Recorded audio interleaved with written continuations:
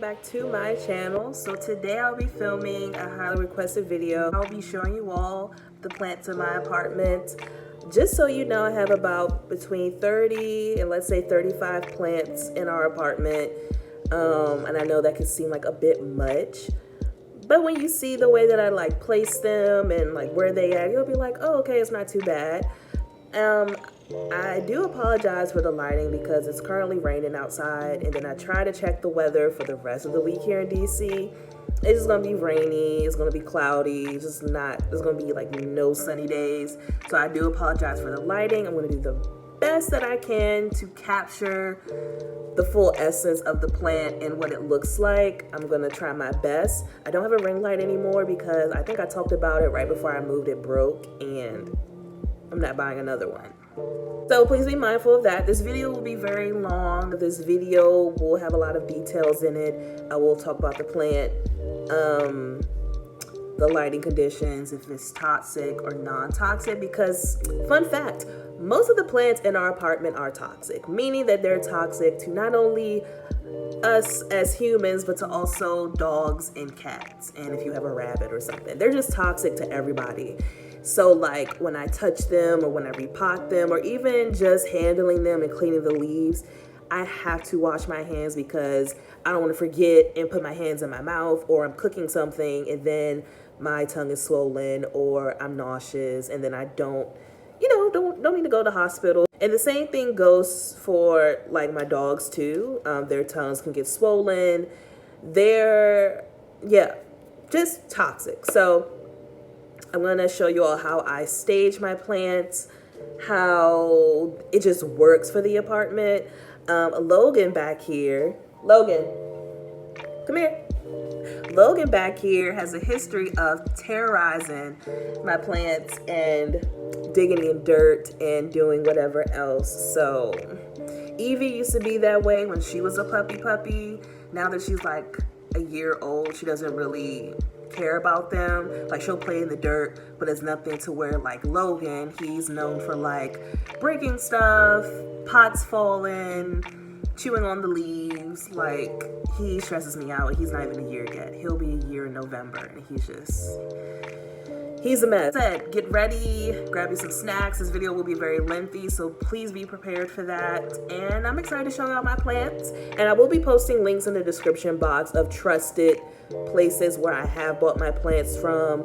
These are shops that I recommend if you just want to order plants online because it's easier, or you don't have a nursery around you like I do. Like I go to Home Depot, not even Lowe's because they don't have shit. So most of the time I order my plants online if I don't go to Home Depot. So the links that I will have below are trusted places to where I buy my plants from. There's an eBay shop that I always buy my plants from. The lady is super, super nice. She has beautiful, rare, tropical plants. Like, I'm so excited to talk about this. So like I said, get ready and continue to watch and subscribe. Leave a comment if you have any of these plants. If you want more information about the plant, definitely Google. I can only tell you what I know and how I take care of them. And let's go start so I can film this before it gets really dark outside. All right, so I'm gonna show y'all this shelf, and Evie loves to lay in this chair. So I got this shelf from CB2, and I will post a link in the description box. And the first plant, so this plant is a Monstera addisonii. This is a rare tropical house plant, and this one has holes in it, and it's commonly known as the Swiss cheese vine. Out of all the plants that I have, this one is the most pickiest. You can't overwater it. You have to give it enough light to produce more holes as the plant matures. But for the most part, you can grow this to become a vine, or you can use like a moss pole to have it grow up. But it's just a very beautiful, trendy house plant. And I just love it so much. And I don't know, just something unique in my collection. Here's a Philodendron Brazil. What I love about this plant is that each color on the leaves is uniquely different. Some of them are all the way green and some of them aren't. I water this about every week and a half, and it's just been growing so much since I got it. I give it, pretty good lighting, and it just produces new ones every week. So this is the Mandula Pothos. This plant is extremely rare.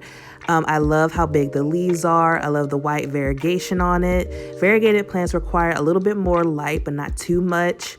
But I just love how rare it is, and I can't wait for it to trail. Over here, this is the Philodendron micans. I found this one at Home Depot. I have a thing for philodendrons. What I love about these leaves is that they're velvet to the touch. It feels like velvet, but it's a very unique plant and it grows so fast. And I have 2 of these and I just love the color. I'm obsessed with this plant. Here's another philodendron. This one is rare, I believe. This one also, you can train it to trail or hang. And I love the pattern of the leaves. They look like little hands, and over time they will grow bigger. And then this one's been growing pretty fast for me lately. This is a new leaf, and I have a thing for philodendrons. They're just amazing. Over here is my birds of paradise. I actually got this on Amazon. This thing requires full sun in order to produce new leaves because this plant does grow slow. And as you can see, as I pan a little lower, there is a new leaf, and I can't wait for it to unfurl and to grow as big as this one. Over here is my fiddle leaf fig. I'm sure y'all seen these in a ton of pictures on Instagram. This one requires bright light as well. It's related to the rubber tree, believe it or not. And they call it the fiddle leaf fig because of the shape of the leaves. But I water this about every 1.5 to 2 weeks. This one is another pothos. So this is a rare pothos, and I found this one on Etsy. I will post the shop link below, but pothos are really simple plants to take care of. This one is a Hoya. There's a million Hoyas out there, but what I love about this one is the pink leaves. This one, I don't water it much because it does act like a succulent. All you have to do is give them enough light and they will produce blooms. This has not bloomed for me yet, so hopefully next year it will. I water this about every 2 weeks, maybe every 2.5 weeks, and it's been growing like crazy. Like, I recently just put it in this terracotta pot, and I just love how it trails, and I love how it's already starting to grow a new leaf. This one is the Hindu rope plant. It's pretty much the same as the Hoya that I just showed you. I don't water it much, probably every week, and this one has been growing like crazy. I love Hoyas because they bloom, and then each bloom smells like chocolate or honey or something. This hasn't bloomed for me either, so hopefully next year it will. They require a lot of light to store up energy to make flowers, and the flowers die off, and that's completely normal. And then this one is also a Hindu rope plant, but this one is variegated, so this one requires a little bit more light than the others. This one has been growing too, but just a little bit more slowly. But I love Hoyas and I love Hindu ropes, and they love to be crowded in pots. This one is a neon philodendron. It's pretty much the same as the philodendron micans, is that this one has like a neon green coloring to it. I love the colors of it, and I don't have anything like it. This one is a philodendron narrow. This one has been growing too. It has a new leaf. Like I said, I water all my plants probably about every 2 weeks. Here is a silver pothos. Pothos plants are easy to take care of. I recommend them for any, person who's trying to be introduced to houseplants. And I cannot pronounce the name of this one.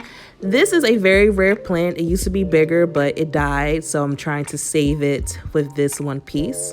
This one is a monstera, and this one is variegated. This one grows pretty fast. I just got it, and it's already giving me about 2 or 3 new leaves, and hopefully this will grow longer as well. This one is another ficus. This one is variegated. It just gave me 2 leaves last week, and I keep this in the window, and eventually I want it to grow really, really tall. Over here is a ZZ plant. This one is the most easiest plant you can take care of. I watered this probably like every 2 to 3 weeks. They don't require much light. They don't require much care. So if you want something that you can't kill, get that one. And this one is just a green philodendron, the same as the other ones. I just have it hanging up, and it's producing new leaves every week. And I just love the way that this one looks. Here's a Pothos Enjoy. This is another variety of the Pothos family, and I love the white variegation of the leaves. And like I said, I water all my plants when the soil is completely dry. Here's another Monstera and Anisonii. I have a third one at work on my desk, and I'm just obsessed with it. Right here, this is my prize. This is a variegated Monstera, very, very rare. The leaves are big as shit. It's bigger than my hand. And this one grows really, really slowly, so I just keep it on my desk. But I'm obsessed, and I want it on eBay. So beautiful.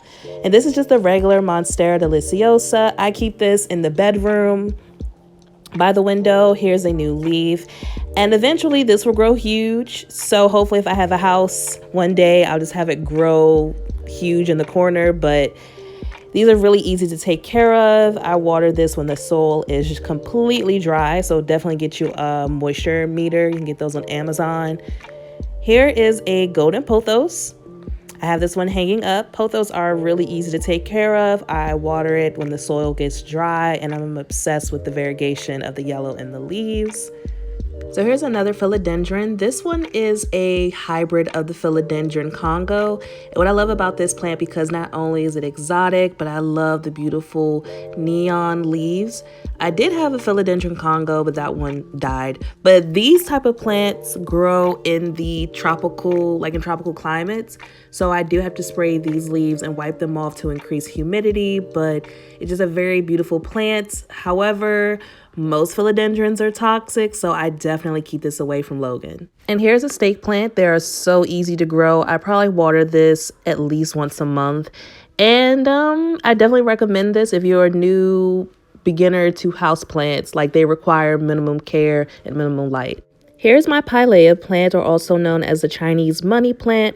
What I love about this one is that it grows super, super fast, and then over time, little babies will pop up in the soil, and that way you could propagate it to, you know, create a whole new plant.